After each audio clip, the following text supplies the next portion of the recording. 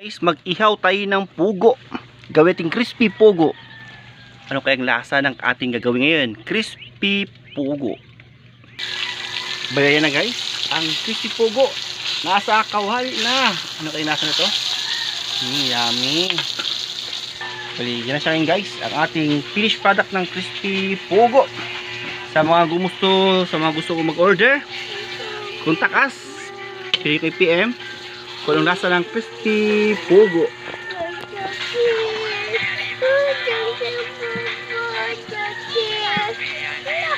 Parang manok lang. Yes, I will buy it for you. Just wait. Yan. Crispy pugo. Masarap para siyang manok lang din. Matakam-takam.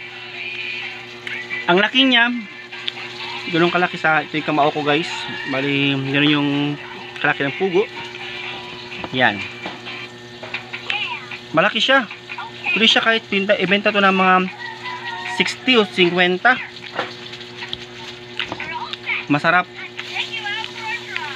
Yun lang po. Bye bye.